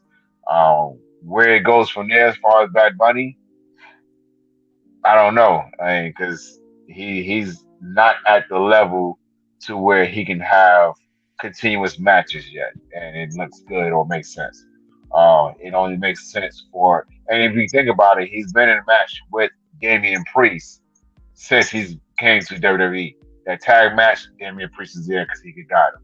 This match here, Damian Priest is in it because he can guide him. So it's gonna be interesting, and LP's gonna be like, "Yo, that was actually entertaining." So I'm gonna put that stamp on there, LP. Guess what you're gonna say? You're gonna say that match was actually entertaining, and you're gonna say I acknowledge Bad Bunny. Oh man. I think it's going to be interesting, and you brought up a good point. I think on paper, I would rather see Dominic versus Bad Bunny, but you're right. I don't think that Dominic is at a place where he can really make the match look good and really make Bad Bunny shine the way he's supposed to shine. We saw to be honest with you, the Rey Mysterio Dominic match surprised all of us. And we were very shocked at how good the actual match was, all the way from the entrances to the ending. And that's because Rey Mysterio led that match. So I don't know if Dominic can lead a match with Bad Bunny, someone who is still new in the ring, and be able to put on a banger of a match. Possibly in the future, man. Give Dominic about 1 or 2 more years, man. I think he'll really build a name for himself. But right now, Damian Priest versus Bad Bunny, I think they may shock a lot of people, man, and it might be a very good card. The card looks good anyway, but it might be a really good match on the card. You know what I'm saying? So we'll see how that whole thing goes. Fellas, let's go ahead and get into some of these segments, man. There's been a lot of matches to happen, but we got to go to the wrestler of the Best Damn Wrestling Podcast, and that's Mr. Everything. What was your match of the week? Like Brian said, we had a lot of matches going on, but I think the one that kind of raised some eyebrows would have to be the one we already mentioned, Xavier Woods and Gunther. Xavier does need this push, but like I say, he has to show some seriousness and some aggression to make people take him serious. So you gentlemen have this week's Best Damn Wrestling match of the week. Yeah, man, I agree with you. That match was absolutely bananas, man. It was a great match, and I think that your boy Xavier Woods definitely showed some of his worth. Wait a second. Breaking news. CM Punk was backstage at Monday Night Raw. Yes, he was. We not talking about a lot of stuff that went on this week. We been kind of full today because that was big, and I ain't finished talking about this Triple H. So we gotta circle around that too. I know we almost about finished now, but yeah, but let's go back to Miss Everything. Go back to Miss Everything. Let's talk about it real quick, man. CM Punk being backstage, man, looked like he was on his knees begging and pleading. I know you want to leave me, but I refuse to let you go. He was hitting the David Ruffin backstage to Triple H, man, to a point where Triple H was like, "Hey, look, man, I would love to talk to you. I would love to give you a minute, but I gotta talk to the big guy. You know how it is. I gotta talk to the big guy." He didn't get a chance to talk to Vince. They kicked his ass out the building before he even got a chance to talk to Vince McMahon.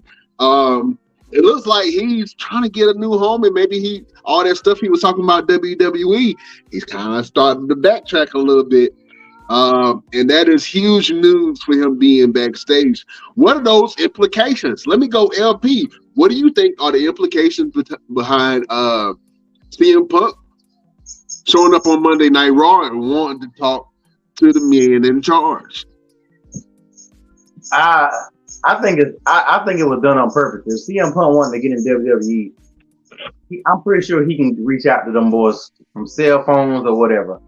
I've seen clips of him in the parking lot with a hat on, like he looked like me backstage, and the guy was like, "Hey, CM Punk, we know that's you." Like. He was like, if you take a picture with us, we won't leak it. You know what I'm saying? I heard that he got kicked out because he's still on a contract, so he can't be over there like that anyway. That's what I heard. I don't know if that's how true that is. But I think he's still on the AEW contract, so it ain't like he can be doing nothing right now anyway because of the way that contract's set up. But I mean, CM Punk can't do nothing but wrestle, so he can't act. He tried UFC. He got his ass whooped over and over and over. He's not the kind of person you're gonna see in commercials and endorsements. That's why he should have shut his ass up when he was at AEW and just wrestled. So he ain't. If AEW done with him, I mean, he could go to Japan. Dude can make some money somewhere, but he's trying to make that WWE money. And I think that the WWE, if the situation is right, they might bring him back. But if he toxic like that, they ain't gonna bring him back. I don't think they would bring him back if he toxic, and he messing up locker rooms. Why would you want to bring that man back? Yeah, I think that having that toxic person in the locker room can be very detrimental to the morale of everybody, and especially once. I think right now everybody in WWE is still on pins and needles, man. It almost feels like couple years ago, about 2 years ago, when they started making all these cuts, I kind of feel like that same environment is back with Vince being kind of still pushing the buttons, and they bringing back this new championship, and now you have the draft coming, and then I keep hearing they're gonna try to do some more budget cuts coming soon. And some people may get the axe, man. I don't know where this whole environment is kind of leading, man. But CM Punk being back, I know a lot of fans want to see him back. I'm not a big CM Punk fan. I've never been a big CM Punk fan, to be honest with you. And so for him to come in and throw his weight around, like, I'm the only star y'all got here, y'all need me, and then get in the fight backstage, and then he can't even come back on TV. Like, you know what I'm saying? The Young Bucks have come back. Kenny Omega has come back, but CM Punk has not come back, and maybe he feel like, well, I thought that AEW was the environment for me, and I think it was the right environment for him. But money talks, man, and at the end of the day, WWE is a worldwide product, and if you gonna do it big, man, you gonna come back. You do it on the biggest and grandest stage of them all, man, Mr. Everything. What do you think about this whole CM Punk begging for a job back? Well, I don't want to say that the man was begging for a job back, but he was definitely in there throwing some apologies around. There's reports that he tried to talk to the Miz and kind of hash things out. One of the things that I always tell people is, especially fans and independent wrestlers, is if when you get released from a company, you don't want to start talking trash about the company because if they start throwing that money, those dollar signs, those zeros around, chances are you will be back. You know what I mean? You will come back if the money's right. You will come back. And it's especially if they want you. So seeing Punk being backstage, he was in his hometown of Chicago. And again, he didn't have nothing to do with AEW this week. He's not on TV. They're not doing anything with him. And he only feels right to go over there and say, you know what, I need to hash things out. And of course, we all reach a certain age where we say, you know what, I need to stop this mess. I need to go and fix some things. And that could be where he's at. He could be at the point of his life, not only his career, but his life, where he's like, you know what, I do need to go and be a big man about it and go say, you know what, I was wrong for what I did on this accord, and I want you to see that I'm serious about what I'm saying. So, we all go through that. I've been through it. I'm sure you fellas have been through it. So we'll see what happens in terms of CM Punk in WWE. It could be nothing. It could just be him being, you know what, I just want my friends back, or I just want to be able to make a friend with somebody where I lost the opportunity to, and maybe I can actually bring that back. So we'll see what happens. CM Punk said, "Hey, I want that old thing back." Ooh. So won't you? Man, CM Punk, man. I mean, that's interesting, man. And I think he fits better in AEW with the AEW product. You know what I'm saying? Aesthetically wise, everything. If he come over to WWE now, man, I don't see CM Punk winning the belt. I'm sorry, I don't see CM Punk beating Roman Reigns. I don't see CM Punk beating Cody Rhodes. I don't see CM Punk beating Seth freaking Rollins. Maybe I'm wrong, but man, I don't know how CM Punk would fare in WWE nowadays, man, because he does not still fit the aesthetic of the product. Would they push a CM Punk? Probably if he came back when he came back to AEW instead of coming back for AEW, he should have came back for WWE. Maybe that would have been a better, fit for him. He would be a major heel. He could be a heel champion. So we got a new belt coming, and I'm not the biggest CM Punk fan either, but I respect the man. The man is huge. He is that star power that WWE is missing on one of their shows. If you got Roman on one show, CM Punk could be a heel. Now, he won't be a face, but you can't deny money. CM Punk had one of the biggest returns ever, and everybody was liking it at first, and he messed that up. But he could come back to WWE. He could beat Cody. He still can wrestle. Let's not act like he a bum in the ring. CM Punk still can. He all that time apart when he done matches he had AEW, he still can go. So yeah, I know I can, but that dude he imagine him as a heel champ. And then let's think about this too. We talk about Roman Reigns all the time. Who's aligned with Roman Reigns? Nobody. No, think about it. Paul Heyman. Oh, aligned with Roman Reigns. Okay, gotcha. Hey, he's a common denominator in the situation of a CM Punk return and possibly getting into something with Roman Reigns because he was aligned with Paul Heyman. Yeah. And he took Paul Heyman from Brock Lesnar. Roman Reigns took Paul Heyman from Brock Lesnar. Mm. That's a money story right there. That's a money story. In my opinion, that's a money story right there. If CM Punk comes back and you see him backstage talking to Paul Heyman, Roman's gonna look at Paul kind of sideways like, yo, what are you really doing? What are you really doing? Because you have interviewers backstage asking you, what is Brock Lesnar doing? What's his mindset in the whole Cody Rhodes thing? And you're trying your hardest to separate yourself from Brock Lesnar. And CM Punk shows up, and you're seeing even standing in front of this man. You ain't gotta say nothing. You ain't gotta exchange no words. just him standing there looking at you and smiling and nodding his head and walk away, and someone sees that from the bloodline. I got something to add to that.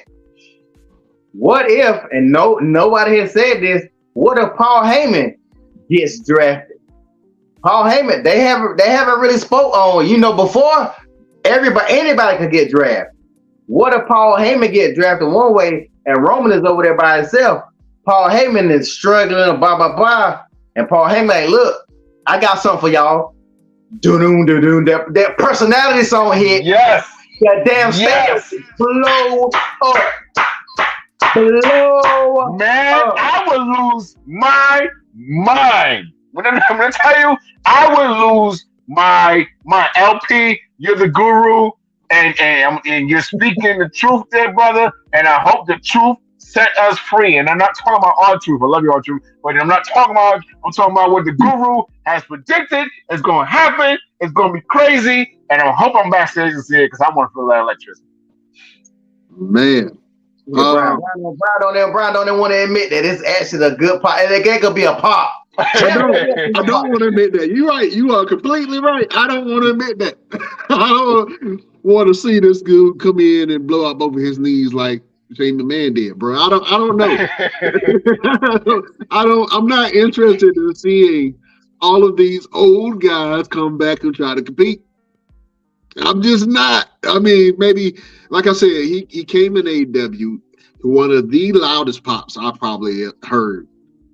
And for him to have as much team as he did and start building AEW, and then they just fall flat after a fight, man, that was unprofessional, number one. But maybe he felt like he can do that within that environment. Because I don't think he would have did the same thing in WWE, fighting somebody backstage. No, you going? You said you don't want to see these old guys. How old is CM Punk? CM Punk is like 46, 48, 40 something. He is in his late 40s. He that old? He's late 40s. Yeah, he's late 40s. Bro. How old is Drew and Sheamus? Like I think a lot of the wrestlers are 40. They just reached like 40. Drew and Sheamus. I think Drew is younger than that. I think Drew is like 30, 37, 38. I mean, what's right? And I'm not saying old to be ageist. I'm saying that bringing back some of these nostalgia acts that used to be good back in the day and then bringing them into this environment now. I'm not saying that CM Punk couldn't go in WWE at all. That's not what I'm saying. What I'm saying is I just don't want to see it. I'm sorry. I mean, he had his opportunity. He fouled it up. And now he want to come begging and pleading, to get back into the main picture, man. And I'm not with it. And think about this: where do you put CM Punk? If you don't put CM Punk as a champion, what does he do? What is Cody doing right now? He ain't no champion. What did Braun Strowman do when they brought Braun Strowman back? We said the same thing when Braun Strowman came back. It's a ton of people. It's a Bray Wyatt. It's a ton of people that done came back and ain't. So let's come. You can't go there, buddy. Can't go there. In fact, the only one that came back and went to a championship situation was Drew McIntyre. He was the only one that was gone and came back, and they put him in the title run. Yeah. So I think this new belt opens up more doors and open up more opportunities for other stuff to pop up. I think that. I think it could be good for the company. Just to back up what some of the stuff Triple H was saying when he came out, like he literally was talking shit about Roman. He literally was like, Roman. I think Roman contract is so deep that Triple H can't touch it, because if Triple H is doing the booking, the first time Triple H took over the shows was around the time for Clash of the Castle. So he could have booked Roman to lose to Drew McIntyre. So if Triple H is in charge, it's more to it. Like if you really go back and watch it again, because I watched it twice. When Triple H was talking, and you watch his facial expression, the little grin he had on his face when he got out of the ring, like Go back and watch it one more time. Like, it was some deep rooted shit in what he said. And I think Roman contract is some kind of way where they couldn't make. I think it's a mess. I think it's some hot mess somewhere.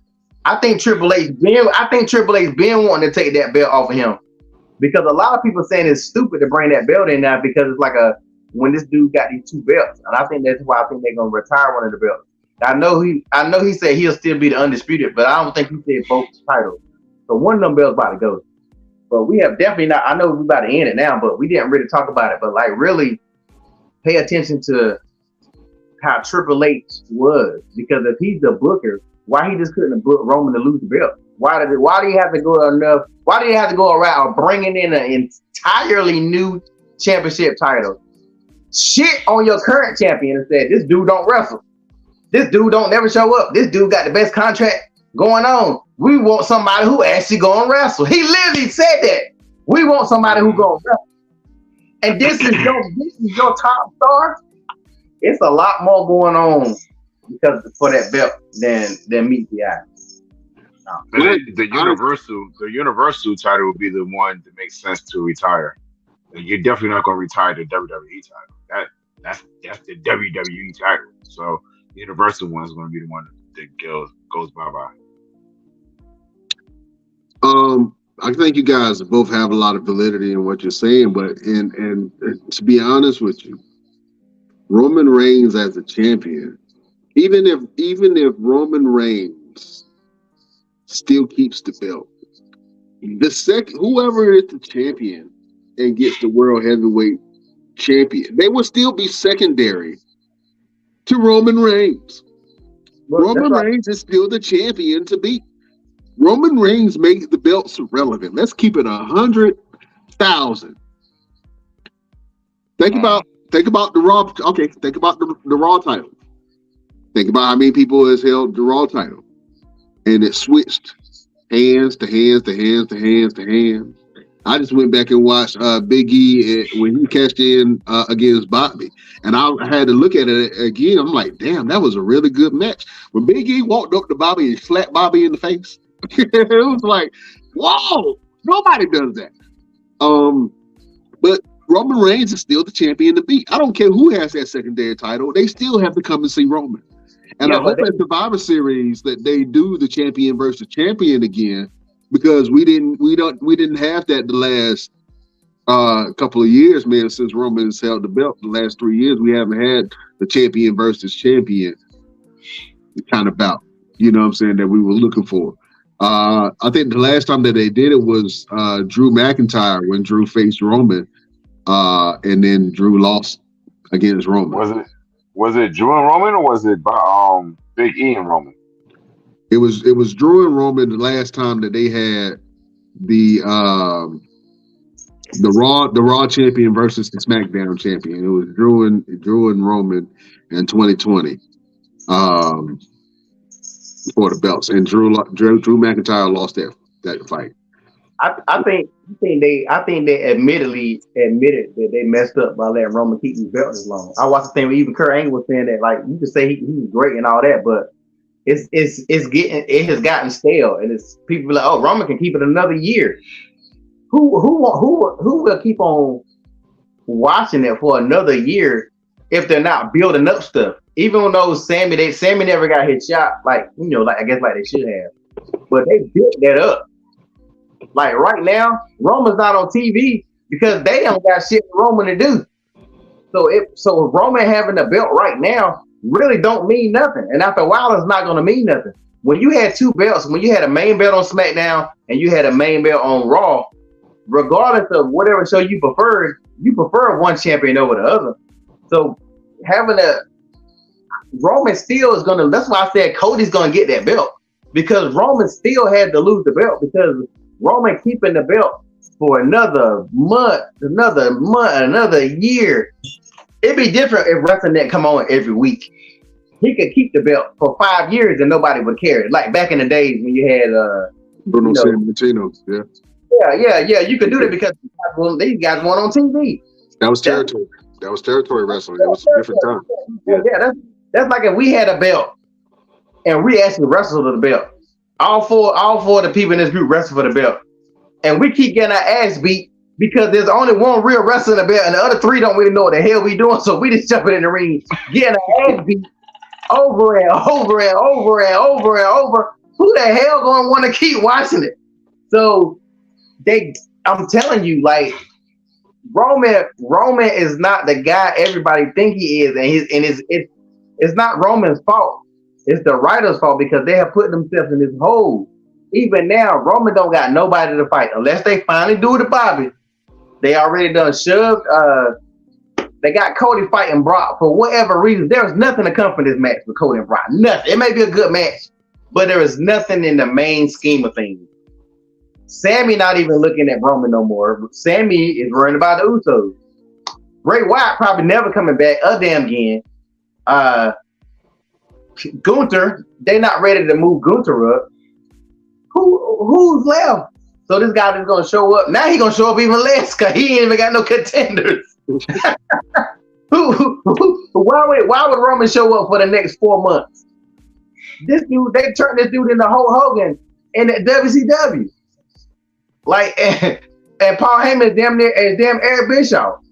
And y'all remember how bad WCW was when Hogan had the belt for so long for it don't make no sense. So I'm telling you, Roman has to lose the belt. He has to lose the belt in the next couple of pay-per-views. And they realize that now. They ain't got no choice. I mean, I may be wrong. I know you want to see Roman keep the belt for the next 30, 40 years till he defeat Megatron. He gonna defeat He-Man. He gonna defeat Skeletor. Roman, the whole entire cast of the Avengers. See, phase 1. You want him to have the belt forever. We all know. But I mean, come on, man. I can't keep watching it. I swear I can't. Oh man. We might have to do some TikToks, Roman versus anybody, and just everybody just get their ass whipped by Roman. You know what I'm saying? Man, I would want to see Roman hit the 1,000-day mark. And I think they need to build up the rest of the wrestlers on the roster to be able to contend with Roman Reigns as star. But I really don't see anybody doing that. And I think ultimately the person that's going to take the belt off of Roman is going to be somebody that's within the bloodline. And I think that he will be okay with that. You know what I'm saying? That's the only story that makes sense to me, because if not, then why have Drew McIntyre and Edge and Daniel Bryan and all of these, Cody, Seth Rollins, all of these main event superstars fight Roman Reigns and for them to lose? You know what I'm saying? And to be honest with you, this new belt is going to be a sub belt. I'm looking at this new belt, even though it's a heavyweight championship, I'm looking at this new belt like it's the Intercontinental Championship or the U.S. Championship, because they still have not beat Roman Reigns. And no matter if they take both of the belts off Roman, he just has one belt. No matter what brand he is still Roman Reigns. Right. Right. He is still Roman Reigns. You still have to beat Roman Reigns. So whoever is this new champion, it don't matter, because they still have to beat Roman Reigns to call themselves the champion. And I don't see nobody right now getting close to that except for Solo. Solo is the only guy that I know who has had an undefeated streak. He's only lost one match since his debut. Solo not ready. You got to look at the crowd too. Look at the pop. I wouldn't mind seeing Jay take it off of him, but Jay not ready for that. Jay not ready for that. I think Solo could be ready if Paul Heyman aligns himself with Solo Sikoa. But is the fans ready for that? Listen to everybody pop from the next couple of pay-per-views. Cody is there. Cody Pop is crazy. Cody Pop, he the only one that got damn pyro. Can't nobody else afford it. Like Cody got about $13 million in pyro every week.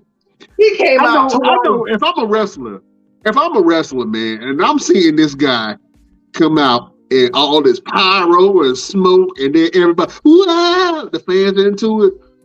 I'm gonna feel some kind of way. Let me ask you, you a wrestler, Mr. Everything. You ever had somebody, an opponent, that have all the bells and whistles come out, the little sparklers and smoke and shit, and pyro and babies being thrown at the ring and shit? You ever seen somebody with an amazing entrance? What does that do to the psyche of the opponent that's in the ring when you see somebody come out to a great entrance and a pop where everybody in the ring in the arena pops? What does that do to the psyche of the person that's sitting in the ring waiting for their opponent to come? You would have to ask all my opponents. Good answer, sir. Good answer. I used to be the guy that would have like the whole bells and whistles with my entrance. When I first started, I used to come out with the confetti, popper gimmicks, and then I used to come out with models. They used to walk to the ring with me, and then it gradually got bigger and bigger. I actually went to the ring on a return to a company. I rode on the back of on the back of a Harley. Somebody rolled me into the arena, and that grabs a big pop. And even the guys in the back, because nobody knew I was there, and they didn't know what was going on. So it's like a big, almost like a big Royal Rumble style match. And so they was all sitting around. Like number one was already in the ring. So they was like, "Who's number two? Who's number two?" And everyone's looking around like, "Who's number two?" And then they heard my new music, and they didn't know who that was. And then they heard the motorcycle running, and it was like, "Who's turning on who has a motorcycle inside of the arena?"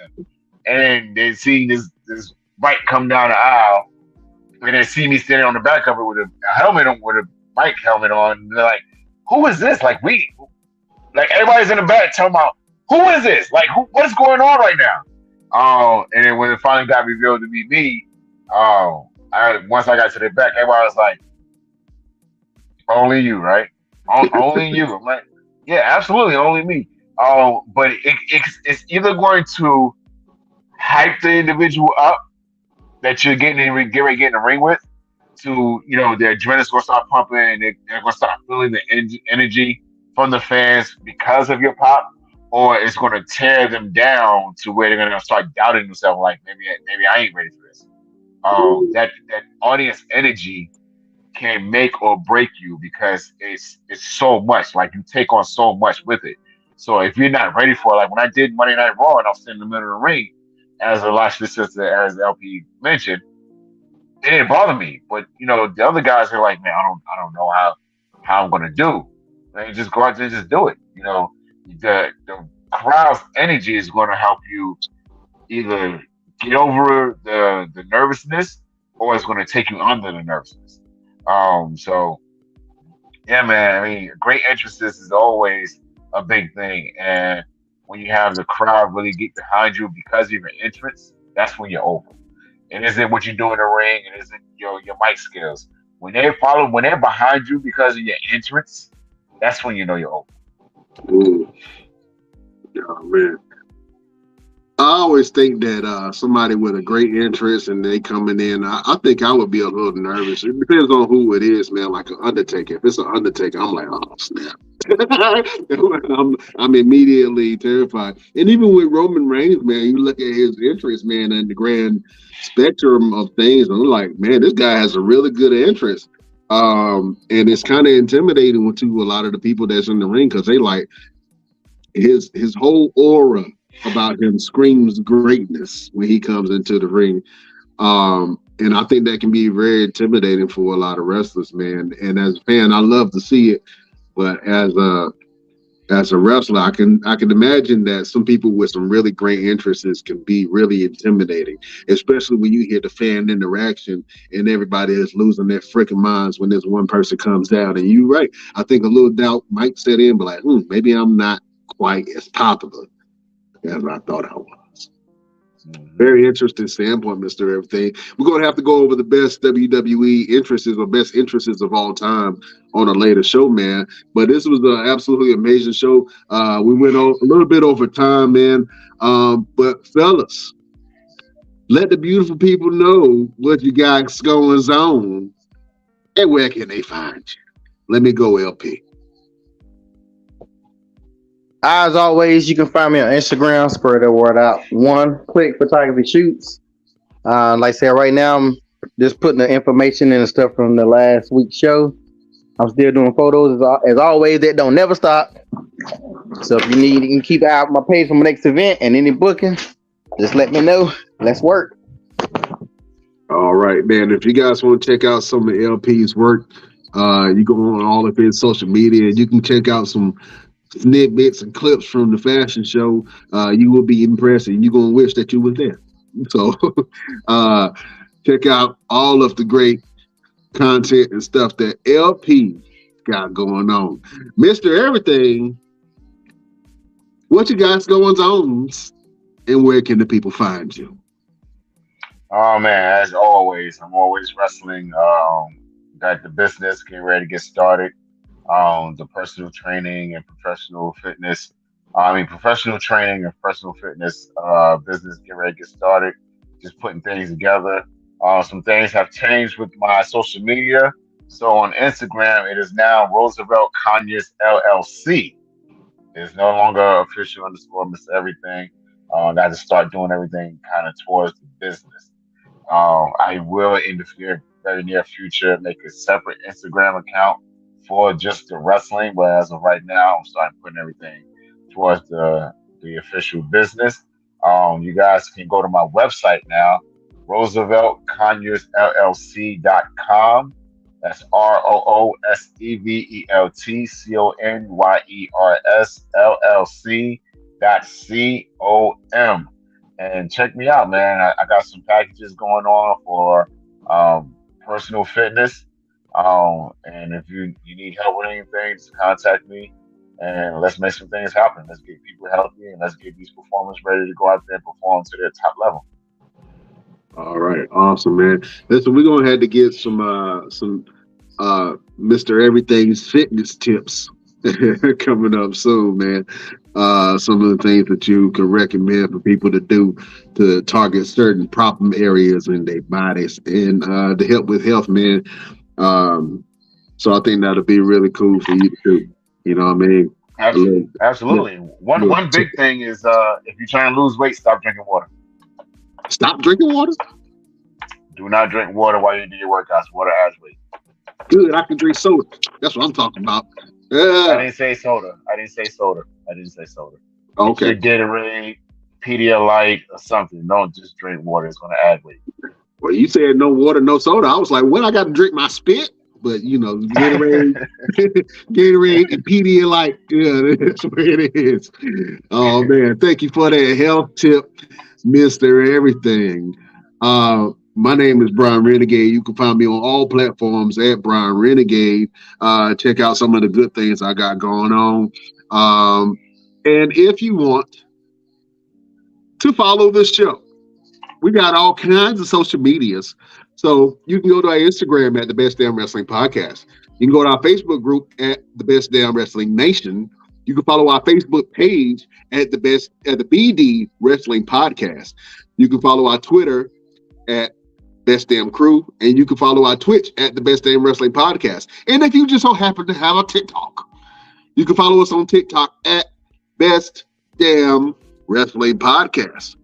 And if you want to support the show financially, what all thing that you have to do is go to our Patreon, www.patreon.com/the Best Damn Wrestling Podcast. For as little as $5, you can get mugs, cups, shirts, hoodies, all kind of goodies for your pleasure. So go over to our Patreon, www.patreon.com/the Best Damn Wrestling Podcast, and support the show. Fellas, you know we got to do this each and every week. Before we end the show, we always got to leave the people with a final word or word of advice to get through life. Let me shoot this over to LP. Do you have a final word for the beautiful people? Much like I said earlier, man, just set them goals and stay focused. You know, do what you got to do to make it happen, and it's going to happen. Set goals. Write them down. Make it happen. You know, put your actions into work. Ain't that right, LP? Yes, sir. Yes, sir. That's how you gotta do it. Don't let nobody stop you. Yeah, Don't that's let how you put. That's how you put on a multi-million-dollar fashion show like your boy LP. Huh? Write that thing down, make it reality. You know what I'm saying? Yep. That's a beautiful word from the resident villain of the Best Damn Wrestling Podcast, LP. Mr. Everything, do you have a final word for the beautiful people? Absolutely. So there's a Japanese word called muichiro. Muichiro means get it again, try it again. You cannot fail as long as you try, and try again. There you go. You have a better chance of success if you keep on trying. You know what I'm saying? Keep on pushing. Keep on pushing. Ain't that right, Mr. Everything? Just the way you sung it, brother. Oh man. Beautiful people, I guess my final word would be be honest with yourself. You know, be honest with yourself and be honest with your truth. You know, whoever you are, don't hide who you are from people. If you want to just show them certain sides of you because you don't trust them, that's okay. But it's okay to be who you are. It's okay to trust in yourself. It's okay to trust in your abilities. It's okay to believe in you. The most valuable thing that you can ever do for yourself is to believe in yourself. And all of these things that we're saying on the podcast, believe, you know, write it down, believe in yourself, trust in your abilities, all that stuff. It all focuses on you and improving yourself, your health, your mental stability, and your overall life. So trust in yourself, trust in your abilities. You can do it. I'm echoing the same thing that the fellas are echoing today. It's all about self-love and self-improvement, and do what you got to do to get yourself back on track. If you fell off the bike, it's okay. Get your ass back up there and keep on paddling. That's the final word for your boy, Brian Renegade. Beautiful people, thank you for joining us. Fellas, it's always a pleasure. We will see you next week on the next Best Damn Wrestling Podcast. Fellas, I'll holler at you guys next week. Beautiful people, we bid you adieu.